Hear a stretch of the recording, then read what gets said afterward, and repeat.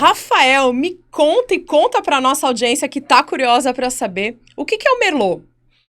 Cara, o Merlot, ele é um fruto, assim, de uma paixão que eu e a minha esposa, Ana, beijo, amor, tá assistindo a gente. É um sonho que a gente cultiva desde 2009. Vou te contar rapidinho. Em 2009 a gente decidiu fazer um intercâmbio, a gente já trabalhava e tal, a gente tinha um mês para fazer um intercâmbio em algum lugar, para dar uma melhorada no inglês e tal. E a gente tava vendo de ir pra Califórnia, mas aí deu um problema com o dólar desse ano e a gente acabou fechando pra África do Sul. Foi totalmente inusitado e a gente foi pra lá. E dentro da África do Sul, dentro do contexto que eu gostaria, né, que a gente gostaria, a gente queria ir pro litoral. Eu queria pegar onda, eu também sou surfista e tal, e a gente descobriu uma escola em Jeffreys Bay, que é um lugar irado pra pegar onda, era um dos meus sonhos ir pra lá. E a gente foi pra lá estudar e ficar um mês. E aí, Jeffreys Bay faz parte de uma região, que é a Garden Road, que liga Porto Elizabeth a Cape Town. É uma Rio Santos, assim, linda, cada lugar Eu amo assim, quando o convidado traz as referências pra nossa realidade aqui. África do Sul é irado, África do galera. Sul É e irado, Santos. é irado. Sempre vai ter alguma coisa em comum, né? Exato, tem total em comum. E é um país belíssimo, né, Rafael? Belíssimo. E aí a gente, estudou lá em Jeffreys Bay e tal, e a gente antecipava uma hora de aula, toda semana, na verdade, e a gente fazia uma viagem de sexta até domingo. Alugava um carro para não ter que estudar na sexta-feira, a gente pegava os 3 dias e ia para algum lugar. E no meio da Garden Road tem Stellenbosch, que é a principal região produtora de vinhos da África do Sul. É uma cidade linda, muito pertinho de Cape Town, dá para fazer bate-volta, que a gente vai em Cape Town. E é também uma cidade, além, claro, de todas as vinícolas, os produtores, é o novo mundo do vinho, é bem interessante, são vinhedos cultivados muito próximos ao mar, então é uma outra pegada. E é uma cidade universitária, então muitos jovens na cidade, e quem busca o turismo de vinho na África do Sul é jovem. Então a gente que não, sim, bebia, mas não entendia muito, não estava inserido no contexto do vinho naquele momento, a África do Sul, Stellenbosch especificamente, foi um divisor de águas, porque a gente se identificou com pessoas nas praças, saindo das faculdades e tal, e tomando vinho da África do Sul, super, né? Naquele momento no Brasil, a gente quase nem encontrava vinho sul-africano por aqui. Sim. Então a gente se identificou com aquilo, e eu também me identifiquei que aquilo era muito próximo do mar, que é a minha grande paixão. Então eu tinha uma certa conexão, né? Tanto eu quanto a Ana, a gente é muito conectado com a natureza. E também a urbanização, porque eu acho que a urbanização, nesse momento, ela faz parte da natureza de alguma forma. E de você viver essa integração da natureza com a cidade. Exato. E com o consumo, né? Exato. Enfim, com um produto típico daquele local, né? Acho interessante você falar isso do vinho jovem e do consumo dos jovens, porque quando a gente fala de vinho, a gente tem na cabeça muito aquela coisa de velho mundo, de Europa, né? Exato. Aquele vinho bem tradicional, pesadão e tal. Isso. E a característica do vinho sul-africano é totalmente diferente, né? Totalmente diferente. Na verdade, o hemisfério sul, ele é o novo mundo do vinho, né? Nossa, conta pra gente isso, como é que é? Então, por exemplo, lá na África do Sul, imagina, vinhedos plantados sob uma direção em que a brisa marítima, ela atua de forma significativa na formação da uva e tal, é muito louco. Então eu consegui ter essa conexão da terra com o mar lá, porque eu tava pegando onda no lugar que eu mais queria estar, e eu tava em vinhedos e conectado com aquelas pessoas totalmente diferentes e que a gente se identificava muito. E a gente ia num lugar lá em Jeffreys Bay, onde a gente morava, que é uma cidade charmosíssima, irada, e a gente ia num lugar que era um empório, assim, então vendiam vinhos sul-africanos e queijos que eles produzem de forma excelente também, pão artesanal e tal. Então você comprava suas próprias coisas, você pegava um saquinho, um take-away e ia pro fundo desse empório, que era um quintal gramado, tocando um jazz. Então você estendia ali tua toalha de piquenique, pegava teu vinho, tal, de forma desconstruída, sentada no chão, ouvindo um jazz na África do Sul, pegando onda, então é muita informação. E aí, a partir daquele momento, o bichinho picou a gente, e a gente já foi para vários outros lugares do mundo, viajamos em família ou em casal, enfim, e sempre a gente deu um jeito de buscar algum tipo de informação com relação a isso, mesmo no velho mundo.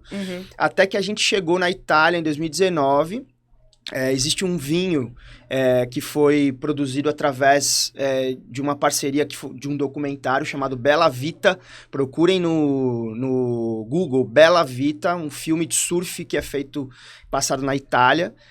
E que acontece dentro de uma estrutura de vinícola, que o dono, que é o Pier Giorgio Castellani, ele é surfista, então ele mora no campo, ele cultiva a uva. Uma associação que a gente nem imagina que existe, né? Exato. Entre o surf e o vinho, né? Total, então esse filme retrata isso, de um surfista que é italiano, mas mora na Califórnia hoje, porque foi muito cedo pra lá com a mãe, que separou do pai, que era italiano, e aí ele volta pra pegar onda com os amigos dele, na Itália, e não só pegar onda, se conectar com a terra, com a gastronomia, com a cultura italiana, e com o vinho, com a uva. Então, quando eu assisti esse filme, eu fiquei apaixonado, tudo começou a se encaixar, eu mostrei pra Ana, a gente começou a viajar nisso, e a gente foi pra Itália em 2019, e eu dei um jeito de ir lá nessa vinícola, onde foi passado o filme. Mandei mensagem pro Pier Giorgio, me colocaram em contato com ele e tal. A gente foi convidado a ficar dentro do resort, que é um resort de vinho, lá em Pontedera, na Toscana, que é muito perto do mar, 40 minutos do mar. Perto de Livorno, ali uma região bem legal, que dá pra pegar onda e tal. Então, agora é isso. Eles são do campo, só que ao mesmo tempo eles também são do mar. E a minha família vem do campo, vem de Minas. A minha infância toda eu passei em fazenda e tal, só que eu gostava muito do mar também.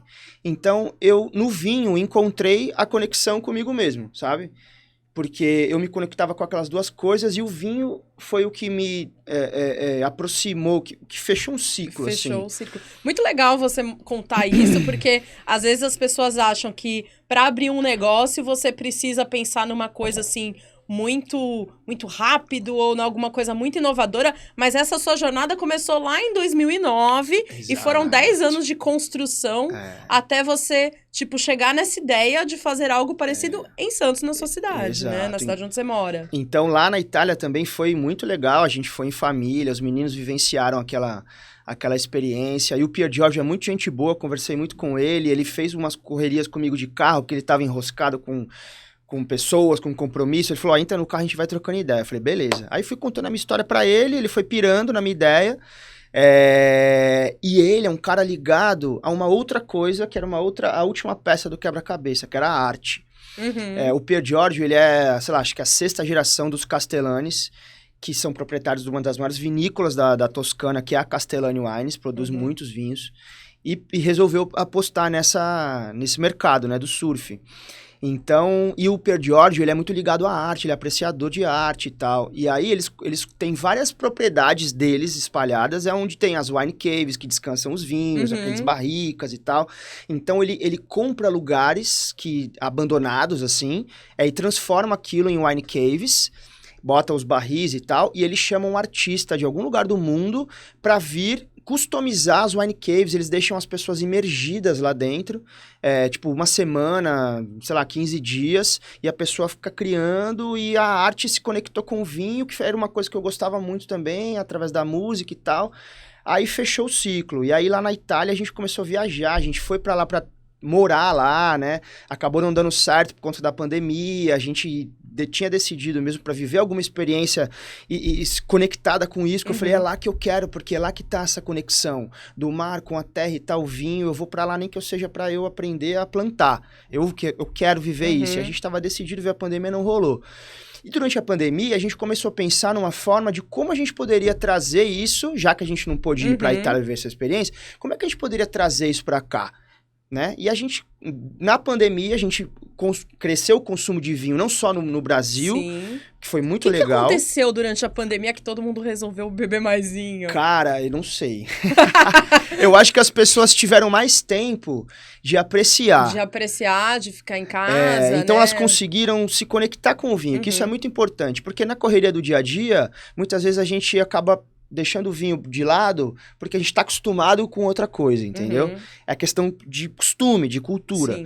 Então, aí eu falei pra Ana, pô, vamos pra lá, vamos também todo mundo aquilo. vivendo aquele momento difícil, então buscando um conforto em coisas, tanto na casa quanto em outras coisas, pessoas né? descobriram, ela, a gente descobriu vários dons artísticos, né? Na pandemia eu aprendi a tocar, era uma coisa que eu gostava muito de música, eu toco percussão, mas eu não sabia tocar corda, então eu aprendi a tocar o ukulele e conseguia tirar música e cantar comigo tocando, foi uma emoção pra mim. A gente pintou a casa toda, ela aprendeu a fazer macramê, faz uns macramês lindos. Foi muito legal. Então a gente foi se conectando com a arte, a gente foi trazendo as nossas ideias de essência pra falar, vamos fazer, porque o mundo vai ser outro depois da pandemia. A gente vai conseguir crescer numa coisa que a gente gosta, que é o vinho, que cresceu não só pro Brasil, mas a gente fez parte disso. A gente cresceu muito o nosso consumo de vinho. A gente bebia 2 garrafas de vinho por dia, porque a gente ficava trabalhando, tomando um vinhozinho, vai almoçar, toma um vinhozinho, assim como as pessoas desses países fazem. A gente não faz aqui porque o vinho, ele tá muito ligado à bebida alcoólica. Tipo, pô, você vai beber vinho pra ficar doido. Ou a uma celebração Ou alguma especial, celebração. vai. Mas não, o vinho é uma bebida ancestral, vai muito além disso, né? Então, a gente conseguiu, durante a pandemia, se conectar com o vinho de uma forma diferente e trazer toda essa bagagem que a gente teve de experiência e falamos, cara, vamos abrir uma loja de vinho. E eu acho que também tem um ponto que é... A partir do momento que a gente começa, né, que as vacinas começam a entrar em cena e tal, e a gente viveu isso aqui no Juicy Hub também, a gente começa a ver que as pessoas querem se conectar e se encontrar, né? Exatamente. E faltam esses pontos de encontro, e é como você falou, em torno de alguma coisa, que nesse caso do Merlot é o vinho, né? Exatamente.